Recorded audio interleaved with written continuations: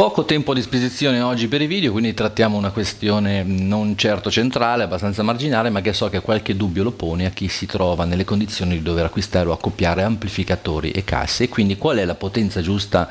per accoppiare correttamente amplificatori e casse. Io ovviamente non ho la risposta definitiva, contrariamente a miei alcuni giovani follower che forte dell'entusiasmo di inizio carriera sanno la verità in tasca. Io la verità non ce l'ho, ma possiamo comunque dire che ci sono tre condizioni riguardo la questione, e cioè la prima, che prevede che l'amplificatore sia leggermente sottodimensionato alla potenza sopportata dalle casse, quindi casse da 200 watt e ci metto un amplificatore da 175 o 150 watt. La terza possibilità, l'opposto, amplificatore leggermente sovradimensionato rispetto alla potenza delle casse da 200 watt e ampli da 250 watt. Avanza la seconda e mediana tra le due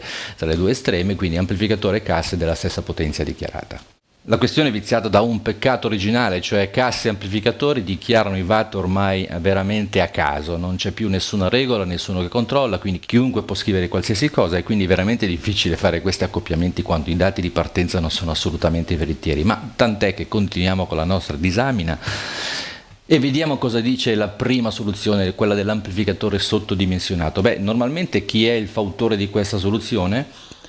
la propone perché dice: io metto l'amplificatore più piccolo della potenza che le casse possono sopportare, in modo da non poterle rompere. L'amplificatore è 170, le casse sono 200, non potrò mai rompere. Purtroppo sbaglia clamorosamente,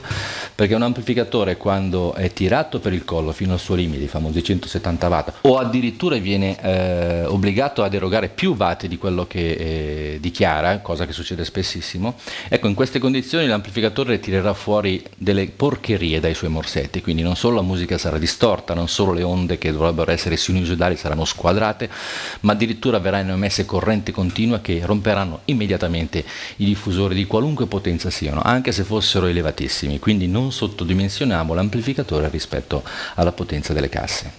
La terza soluzione, cioè quella con l'amplificatore leggermente sovradimensionato rispetto alle casse, è quella che personalmente preferisco in caso di operatori con il sale in zucca, perché nel caso di amplificatore sovradimensionato quest'ultimo lavorerà sempre in maniera molto tranquilla, non raggiungerà mai i suoi limiti, avrà sempre una dose di potenza a disposizione per quei piccoli momenti si chiama headroom, quei piccoli momenti di richiesta di potenza che i diffusori sono assolutamente in grado di sopportare per pochi millisecondi. Quindi una cassa da 200 watt sopporta anche picchi 250-300 watt se sono puliti, corretti, controllati e quindi emessi da un amplificatore che ha sufficientemente muscoli.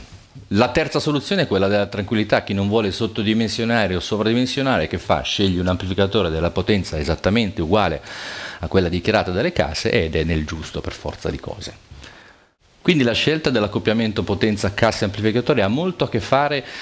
con chi è l'utilizzatore, con qual è la situazione nella quale queste casse, questo amplificatore, questo impianto andrà ad operare. Se il vostro impianto, se il vostro cliente al quale state vendendo l'impianto ha una situazione controllata dove gli operatori hanno, come abbiamo detto, il sale in zucca e non c'è il rischio che arrivi qualcuno anche solo una volta all'anno ad alzare il volume al massimo in maniera scriteriata, ecco che il sovradimensionare le casse rispetto all'amplificatore può essere una soluzione. Noi che siamo rivenditori di impianti per gli installatori spesso però preferiamo la soluzione della tranquillità per evitare quella situazione molto spiacevole per cui alla rottura di una cassa qualcuno ci possa dire: ecco, ma mi avete dato l'amplificatore più potente delle casse, per forza che si è rotto. Vaglia a spiegare tutta la faccenda. E allora ecco che dimensioniamo spessissimo amplificatore e casse alla stessa potenza in modo da essere quasi inattaccabili, anche se è vero che sempre si può rompere qualsiasi cosa, compreso il motore della Ferrari da Formula 1 purtroppo.